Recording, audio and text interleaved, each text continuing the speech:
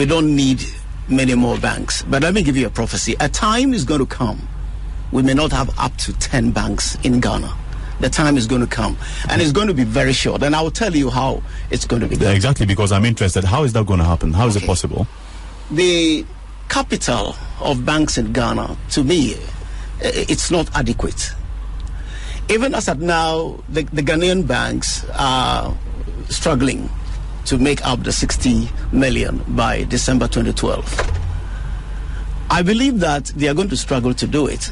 And I want to say that there is an experience we had, our neighbors in Nigeria. There used to be almost about 126 or 130. But when the chips were down... 130 commercial banks in Nigeria. Yes. But when the chips were down, they came to 25. And I think we need to learn from that experience. Now, banks don't have the required capital to work with. When I was in office, I've been advocating that the share capital should be increased. Now we are an oil-producing country now. I can say that when a bank has business worth $10 million, I think only a couple of them can handle it. And those who can handle it will fall upon their parent companies.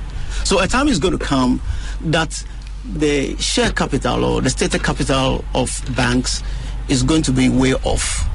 And that is when you will see that in its natural state, the banks will be pruned down. But as of now, I would say that I would not support foreign banks coming into the country. Rather, you see, I'll prefer Ghanaian banks coming up, because if the foreigners are here, whatever dividend they make, they will take it away from the country. That's one. Most of them may not be very much interested in giving jobs. When you look at the top in all these foreign banks, you will realize that very few Ghanaians are there. So I would prefer that we encourage the Ghanaian people, coming together to form more banks. But like I said, there is going to be a prophecy.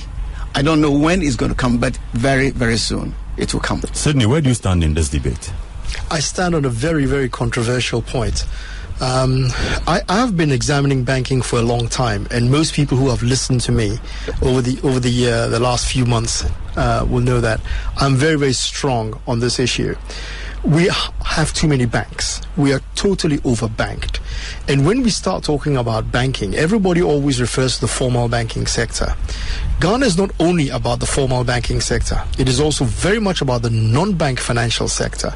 In that particular arena where your statistic was saying that there are about 70 to 75% of Ghanaians who are not saving. But that is not correct. The reason why we only see and hear about the formal banking sector is because that's the only statistic that is recorded. If you go to the Bank of Ghana now, or even if you look in the newspapers, the universal banks, the big commercial banks, are expected to publish their financial statements every 3 months, and also they're supposed to release their annual reports 90 days after the financial year end, which is December 31st. So very soon you're going to see a whole flurry of bank statements coming in the newspapers. That's just a small part of it. There's the whole non-bank financial sector, which includes your savings and loans banks. It includes your commercial unions. It includes your credit unions. It includes your Susu savings companies, your cooperatives, and your microfinance institutions. All of these companies are part of your financial services sector, and their information is never monitored, and the statistics are not available for analysis. But when you talk to each of them separately, sometimes you will find that there's a whole amount of money where people save. The traditional way in our society is you save in little small bits until you get to where you want to do, and then you draw your money and you use it for the purpose. And most of our informal sector people are fully aware of the savings attitude. You go into any of the big market areas, you will find known end of numbers of Susu companies going around collecting the little 1 CD, 2 CDs, 1 CD, 2 CDs here and there. They are all fully banked. What we are suffering from is a false statistic of not publishing the non-bank financial sector information. So it appears that we are not doing well enough in the savings arena, and we are. And it is time we stopped all that and stopped this. Let's get too many banks, more banks. And I'll tell you why. You see, all the banks in this country are competing for funds. Banking is a very simple business. You take somebody's money, you lend it to somebody, and you make a profit off them. That's all it is. We have added so many other things, letters of credits and derivatives and this and that, credit swaps and all of that to make it complicated. But the base 101 banking is I take money from you, I lend it to Mr. Tokono, I give you a small amount of money, I charge Mr. Tokono a little bit more money, and the profit is what I use to be able to pay my shareholders or my investors. It is that simple. Now, who are the people who have the money or who have the cash which the banks depend on? There are some big players in the market who distort the banking sector. Social Security and National Insurance Trust is one, SNIT. SNIT is a big player in the market because they go in there and they say, we have so many millions of CDs. If you can give me treasury bill rate plus 3%, I'll put my money with you. Is that what you refer to as distortion? Yes, it's a distortion. And it's a huge distortion because with SNIT leveraging that amount of cash, it can play one bank against the other. It can go to Ghana Commercial Bank and say, give me T-bill plus 3. And then go to Barclays Bank and say, well, Commercial Bank is giving me T-bill plus 3. So if you give me T-bill plus 3.5, I'll put my money with you. So all the banks are competing for those cash funds because that's what they need. They need the cash. You see, now when they have the cash, that's when they are able to leverage it and pay. But because it has become a phenomenon in this country that there's a high risk to lending, the banks tend now not to be conservative with the lending, and rather they do short-term trading by just importing or supporting traders who are bringing in sugar, rice, flour, cement, anything they can find that they can turn around within 30 days is what they are doing. And we're not doing medium to long-term financing.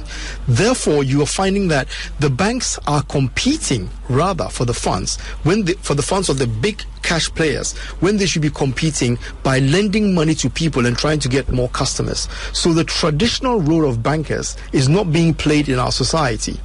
Now, let me just say one last thing. Doesn't that then create an opportunity for someone to come in and take advantage of that failure? You would say yes. But the thing is, because you have so many banks and so many smaller ones, the smaller ones are squeezed out. All right. And if you want to really be able to maintain your lead, you hold on to as much cash as you can, and you're conservative in your dealings. There's a ratio that you could use to monitor. It's called the capital adequacy ratio. It's the amount of capital you have as compared to the amount of loans that you're giving off. Bank of Ghana has a formula.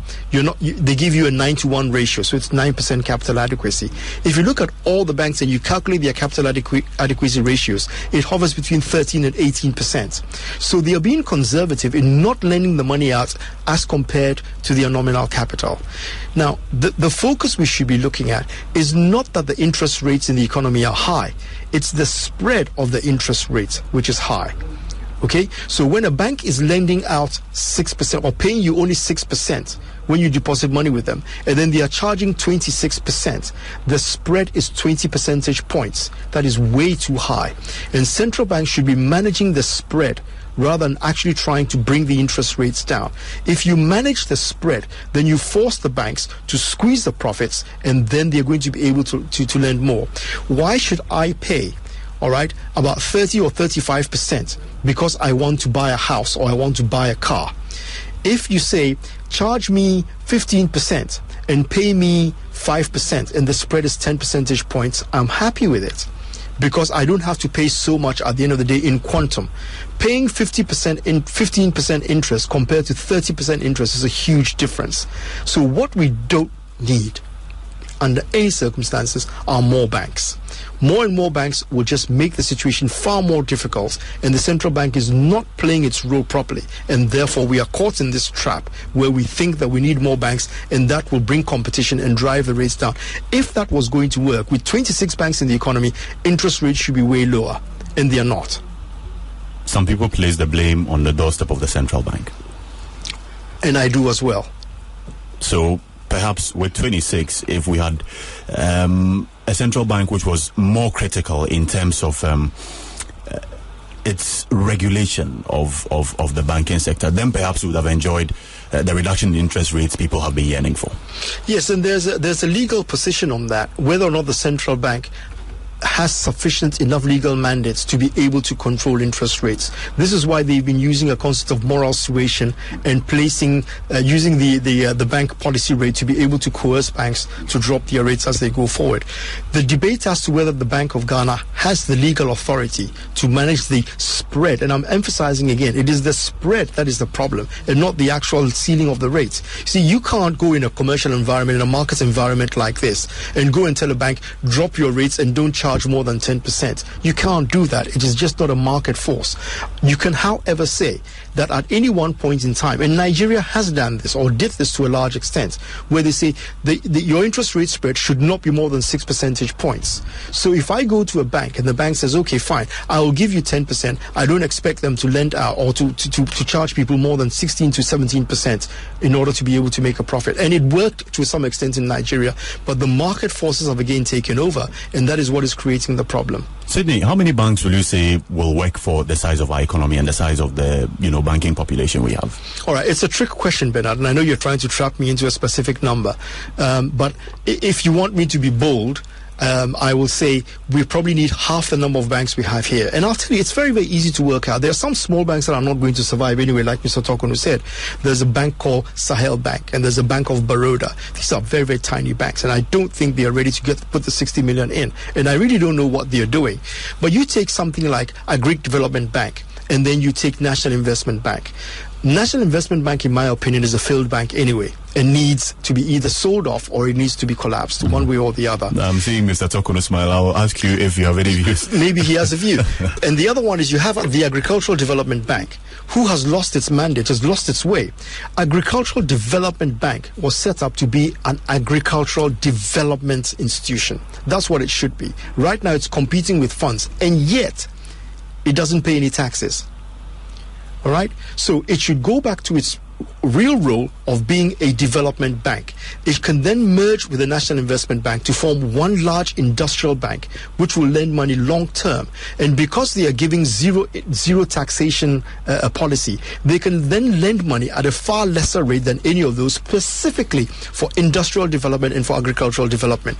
If you did that, you've already lost one bank. And I can go on with the scenarios until you get to a point where you'll probably end up with about 10 or 12. Okay, let me just take quick comments from Mr. Tokuna. I realized you were smiling when the point was made about some of the banks, and they fizzling out and all of that.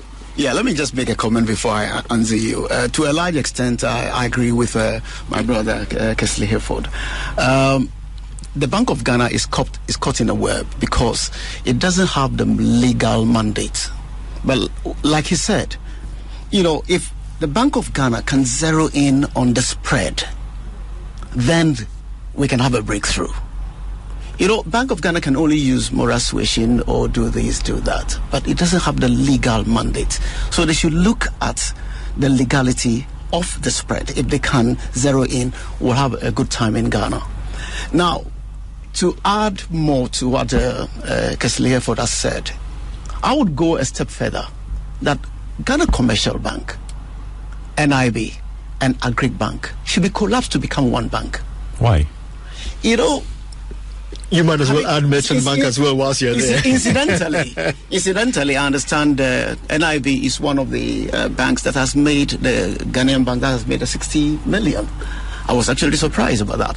If I have my way, like he has said, even Merchant Bank, why don't we merge Merchant Bank with Commercial Bank, merge Agri Bank with NIB, have two giant Ghanaian companies and give them a direction?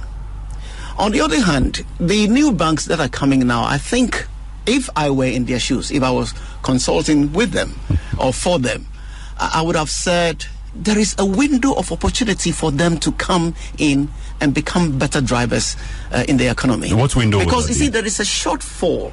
If you look at lending to the SMEs are really crying.